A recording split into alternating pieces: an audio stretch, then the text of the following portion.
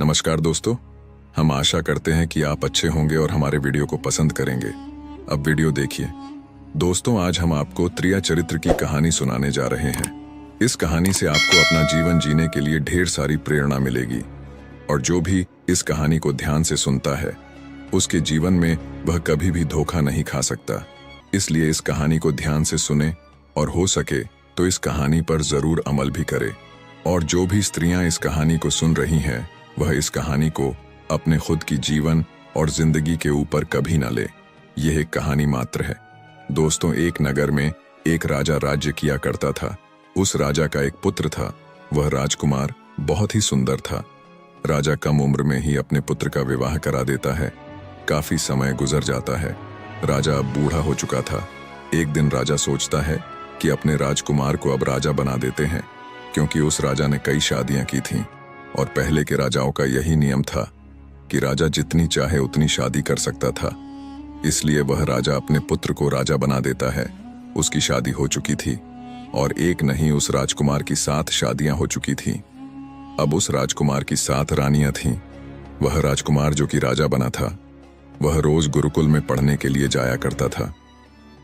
दोस्तों, एक दिन की बात है, जब वह राजकुमार पढ़ने के लिए गुरुकुल जा रहा था तो रास्ते में उसे एक पनिहार मिलती है। वह पनिहारी राजकुमार से पूछती है कि महाराज, आप रोज रोज कहाँ जाते हैं? उस पनिहार की बात सुनकर राजकुमार कहता है कि मैं रोज पढ़ने के लिए, विद्या ग्रहण करने के लिए अपने गुरु के पास जाता हूं। तब पनिहारी कहती है, यह तो बड़ी अच्छी बात है, लेकिन आप यह बताइए कि आपने त्रिया चरित्र पढ़ा है? तब राजकुमार कहता है कि नहीं पढ़ा है। तब दोस्तों पनिहारी कहती है कि आप त्रिया चरित्र जरूर पढ़ना। तब राजकुमार उस पनिहारी से कहता है कि यह त्रिया चरित्र क्या होता है? तब पनिहारी कहती है कि आप यह बात अपने गुरु से जाकर पूछना और त्रिया चरित्र जरूर पढ़ना। तब राजकुमार पनिहारी से कहता है कि मैं आज ही अपने गुरु से जाकर पूछूंगा कि आपने मुझे त्रिया चरित्र क्यों नहीं पढ़ाया। इतनी बात कहने के बाद राजकुमार वहां से अपने आश्रम की ओर चल देता है। दोस्तों, राजकुमार उस पनिहारी की बात सुनकर गुस्से में गुरुकुल पहुंच जाता है। वह अपने गुरु को जाकर प्रणाम करता है। गुरुजी राजकुमार से पूछते हैं, बेटा क्या हुआ? आज तुम क्रोध में क्यों दिखाई दे रहे हो? क्या बात है, मुझे बताओ। तब राजकुमार क्रोध में जवाब देता हुआ कहता है कि गुरुदेव, आपने मुझे त्रिया चरित्र क्यों नहीं पढ़ाया और यह बात आपने मुझसे क्यों छुपाई? दोस्तों, तब गुरुदेव कहते हैं कि बेटा, तुम त्रिया चरित्र नहीं पढ़ पाओगे, क्योंकि त्रिया चरित्र पढ़ना खतरे से खाली नहीं होता है और जब तुम त्रिया चरित्र पढ़ोगे तो उसमें तुम्हारी जान भी जा सकती है। राजकुमार कहता है कि गुरुदेव, इसकी चिंता आप ना करें, अपनी रक्षा हम स्वयं कर लेंगे, आप केवल मुझे त्रिया चरित्र पढ़ाइए। तब गुरुदेव कहते हैं कि ठीक है। अब राजकुमार गुरु से त्रिया चरित्र पढ़ने लगता है। त्रिया चरित्र पढ़ते पढ़ते राजकुमार को 1 साल लग जाता है और जब 1 वर्ष पूरा हो जाता है तो गुरुदेव राजकुमार से कहता है कि बेटा, अब तुम घर जा सकते हो और आराम से अपने राज्य को चला सकते हो। अब तुम्हें यहाँ आने की कोई आवश्यकता नहीं है। तब राजकुमार कहता है, ठीक है गुरुदेव। और राजकुमार जैसे ही जाने लगता है, गुरुदेव उसे रोक लेते हैं और कहते हैं, बेटा, मैं तुम्हें एक ऐसा यंत्र देता हूं। यह यंत्र जब तुम अपने कानों में लगाओगे तो कोई भी तुम्हें पहचान नहीं पाएगा और तुम उसे पहचान लोगे। राजकुमार वह यंत्र अपने हाथों में ले लेता है। तब गुरुदेव कहते हैं कि इस यंत्र को ले जाओ और आज ही की रात 12 अपने महल से निकलकर जंगल की तरफ पूर्व दिशा की ओर चले जाना और जब तुम पूर्व दिशा की ओर जाओ तो यह यंत्र अपने कान में लगा लेना और वहीं पर खड़े हो जाना। तब राजकुमार कहता है कि ठीक है गुरुदेव, मैं ऐसा ही करूंगा। दोस्तों, उस यंत्र को लेकर राजकुमार अपने महल आ जाता है। जब रात के 12 बज जाते हैं तो राजकुमार की 7 रानी सो जाती है। आधी रात के समय वह राजकुमार अपने हाथों में उस यंत्र को लेकर महल से जंगल की तरफ चल देता है। वह जंगल में पूर्व दिशा जाता है और वहां जाकर अपने कानों में उस यंत्र को लगा लेता है और वहीं पर खड़ा हो जाता है। दोस्तों, थोड़ी ही देर बाद राजकुमार देखता है कि वही पनिहार जो उसे रास्ते में मिली थी और जिसने राजकुमार से कहा था कि त्रिया चरित्र की पढ़ाई पढ़ो, वही पनिहारी एक थाली में खाना लेकर आधी रात्रि को वहां से होकर जा रही है। वहां थोड़ी दूर पर एक संत अपनी कुटिया बनाकर रहते थे। वह पनियारी संत के पास खाना लेकर जा रही थी। तब राजा देखता है कि यह तो वही पनिहारी है जिसने मुझसे कहा था कि त्रिया चरित्र की पढ़ाई जरूर पढ़ना। लेकिन दोस्तों, पनिहारी उस राजा को नहीं पहचान पाती है, क्योंकि राजा के कानों में यंत्र लगा हुआ था। यंत्र लगने की वजह से राजा किसी को भी पहचान सकता था।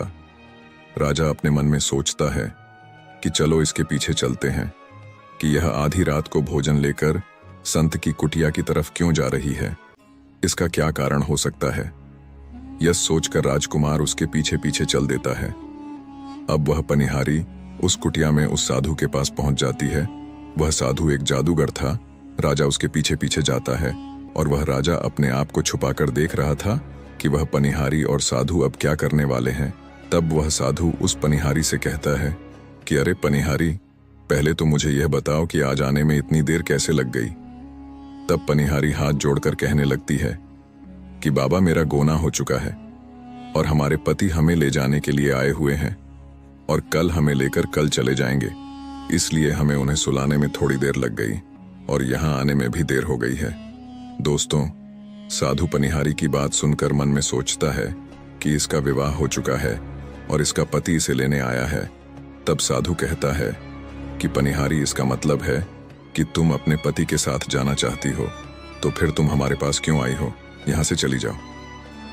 यह बात सुनकर पनिहारी कहती है, नहीं बाबा, मैं आपके बिना नहीं रह सकती हूं, मैं आपके बिना नहीं जी सकती हूं। दोस्तों, यह बात सुनकर साधु कहता है कि पनिहारी, इसके लिए तुम्हें एक काम करना होगा। तभी साधु एक बड़ा सा चाकू निकालता है और उस पनिहारी को चाकू देते हुए कहता है कि पनिहारी, इस चाकू से अपने पति की गर्दन काट कर यहां लेकर आओ और जाकर अपने पति को मार दो, जो हमारे और तुम्हारे बीच में दरार बनकर खड़ा है। तब मैं तुम्हें अपने पास रखूंगा और तुमसे विवाह करूंगा और तुम्हें अपनी पत्नी बनाऊंगा। दोस्तों, बिना कुछ सोचे समझे वह पनिहारी चाकू अपने हाथ में ले लेती है और दौड़ते हुए अपने घर जाती है।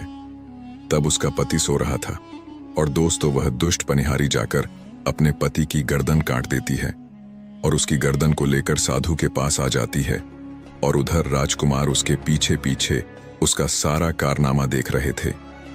जब साधु देखता है कि यह अपने पति को मार करके उसकी गर्दन यहां लेकर आई है, तो साधु को उस पर बहुत गुस्सा आता है।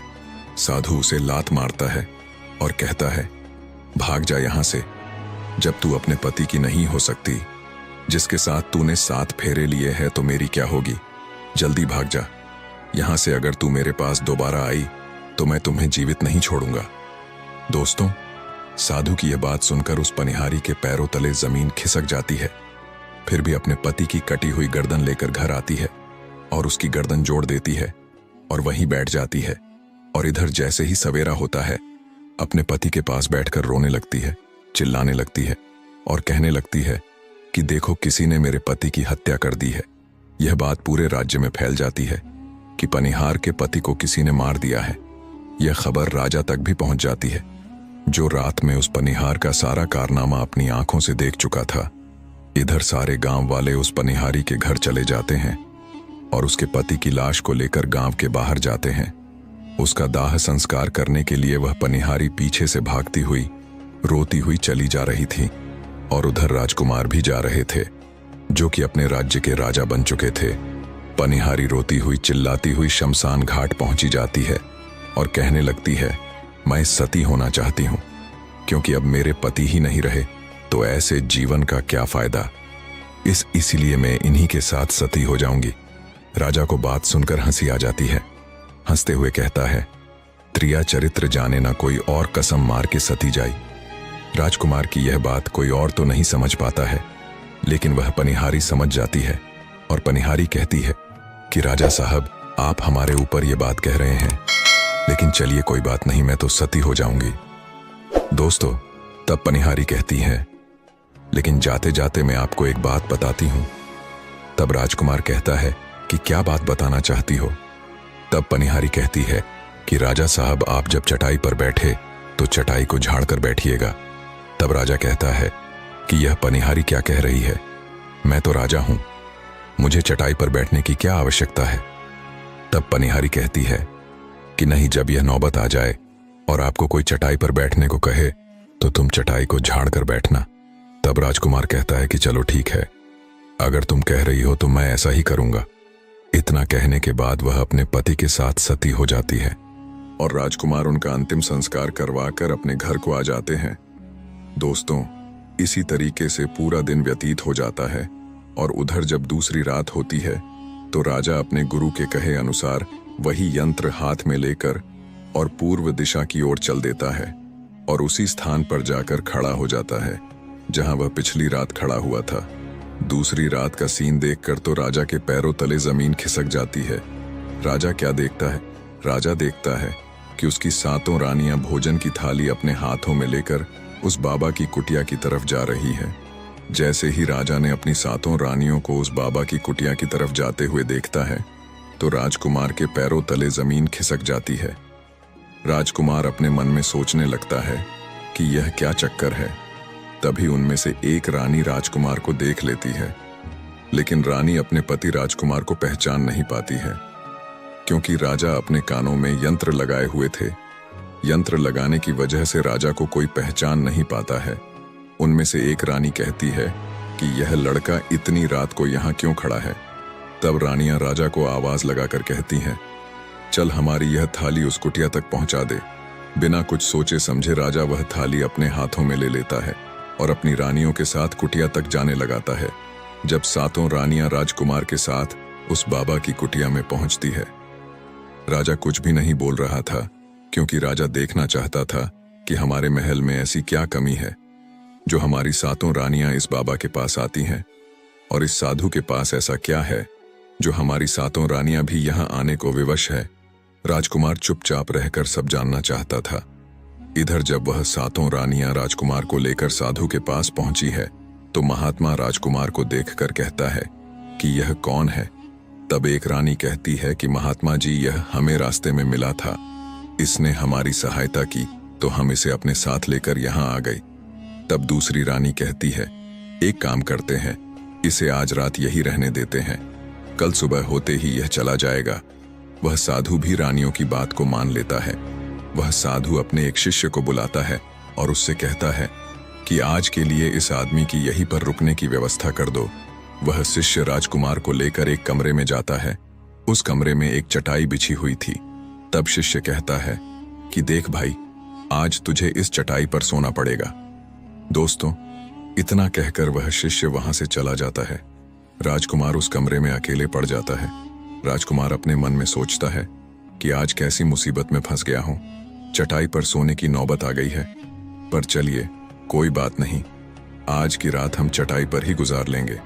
दोस्तों, राजकुमार जैसे ही चटाई पर बैठने लगता है तभी उसे पनिहारी की बात याद आ जाती है। वह सोचने लगता है, उस पनिहारी ने मुझसे कहा था कि जब भी तुम्हें चटाई पर बैठने की नौबत आ जाए तो तुम चटाई को अवश्य झाड़ लेना। चलो पहले चटाई को झाड़ लेता हूँ, हो सकता है कि इसके पीछे भी कोई राज छुपा हो। दोस्तों, जैसे ही राजकुमार उस चटाई को झाड़ता है तो वह देखता है कि चटाई के नीचे एक बहुत बड़ा भयानक कुआं है। राजा जब उस कुएं को देखता है तो राजा के होश उड़ जाते हैं। राजा उस कुएं के अंदर झांक कर देखता है तो राजा को कुएं के अंदर बहुत सारे कैदी दिखाई देते हैं जिन्हें उस साधु ने कैद कर रखा है। तभी उन कैदियों में से एक आदमी राजकुमार को पहचान लेता है। वह आदमी राजकुमार से कहता है कि राजकुमार, आप यहाँ कैसे आ गए। तब राजकुमार कहता है कि धीरे बोल, नहीं तो सब पोल पट्टी खुल जाएगी। तब सभी कैदी कहते हैं कि राजा साहब, आप यहाँ से भाग जाइए, हम तो यहाँ से निकल नहीं पाएंगे, लेकिन आप यहाँ से भाग जाइए, नहीं तो आपका भी यही हाल हो जाएगा जो कि हमारा हुआ है। आप भी यहाँ फंस जाएंगे, आपको भी पकड़कर यह साधु इस कुएं में डाल देगा। आप जितनी जल्दी हो सके यहाँ से भाग जाइए। दोस्तों, राजा जब उस कमरे के अंदर गया था तो राजा अपने कान से यंत्र निकाल दिया था, और जब राजा वहां से भागता है तो अपने कान में यंत्र लगाना भूल जाता है। राजा को भागते हुए रानियां और साधु देख लेते हैं। रानियां जब राजा को भागते हुए देखती हैं तो रानियां कहती हैं कि यह तो हमारे पति है। तब रानियां उस महात्मा से कहती हैं कि महात्मा जी, अब तो हमारी सारी पोल पट्टी खुल जाएगी, उन्होंने हमें यहां देख लिया है, अब हमारा क्या होगा। तब वह साधु कहता है कि तुम यहाँ क्या देख रही हो, जल्दी जाओ और अपने पति को पकड़ कर लाओ। वह सातों रानियां राजकुमार को पकड़ने के लिए दौड़ती है, लेकिन राजकुमार रानियों की पकड़ में नहीं आता है और अपने महल में पहुंच जाता है। उधर रानियों के तो होश उड़ जाते हैं कि अब क्या होगा। दोस्तों, ऐसा सोचते हुए रानियां उसी बाबा के पास आती हैं और बाबा से कहती हैं कि महाराज, अब तो हमारे पति हमें जीवित नहीं छोड़ेंगे। हम जैसे ही घर जाएंगे वह हमारी जान ले लेंगे। महात्मा जी, आप हमें बचा लीजिए, इसका कोई उपाय कीजिए। तब वह साधु उन रानियों को एक जादुई कील देता है और कहता है कि जब तुम महल में जाओ तो अपने पति को बहला फुसलाकर उसके माथे में यह कील ठोक देना। यह जादुई कील तुम्हारे पति को बकरी बना देगी और तुम सातों मिलकर उसे मार देना। बस उसकी कहानी खत्म हो जाएगी और इसी तरह तुम सातों रानियां बच जाओगी। सातों रानियां महात्मा के द्वारा बताए अनुसार कार्य करने को तैयार हो जाती है। वह सातों रानियां साधु की बात मान लेती हैं और जादुई कील लेकर महल आ जाती है। वह सातों रानियां आपस में विचार करती हैं कि राजा सबसे ज्यादा प्रेम सबसे छोटी वाली रानी को करते हैं, इसलिए वह रानियां मिलकर जादुई कील छोटी रानी को दे देती है और कहती है कि यह तुम्हारा काम है, तुम किसी भी तरह राजकुमार के सिर में यह कील ठोक देना। तब छोटी वाली रानी ठीक है कहते हुए वह कील अपने पास रख लेती है। दोस्तों, जब राजा उन सातों रानियों को आते हुए देखता है तो राजकुमार क्रोध में कहता है कि पहले तुम वहीं रुक जाओ। पहले मुझे यह बताओ कि हमारे राज्य में और हम में ऐसी क्या कमी है कि तुम आधी रात को उस साधु के पास जाती हो। इसका क्या कारण है? तब दोस्तों सातों रानियां हाथ जोड़कर कहती हैं कि महाराज, हमें माफ कर दीजिए। हमें लगता है कि उस साधु बाबा ने हम पर कोई जादू टोना कर दिया है, इसलिए हमसे ऐसी गलती हो गई है। अब आगे से ऐसी गलती हमसे कभी नहीं होगी। छोटी रानी की ऐसी बातें सुनकर राजा उनकी बातों को मान लेता है, क्योंकि वह राजा छोटी रानी से बहुत प्रेम करता था। राजा भी सोचने लगता है कि शायद उस बाबा ने ही इन पर कोई जादू टोना कर दिया होगा। राजा अपनी सातों रानियों को माफ कर देता है और कहता है कि ठीक है, तुम अपने कमरे में चली जाओ, और सबसे छोटी रानी राजकुमार को खिला पिलाकर राजकुमार को सुला देती है। जब वह राजकुमार सो जाता है तब सबसे छोटी रानी वह जादुई कील निकालती है। दोस्तों, अगला पार्ट देखने के लिए हमारे वीडियो को लाइक, कमेंट, शेयर और चैनल को सब्सक्राइब कर लें। वीडियो देखने के लिए धन्यवाद।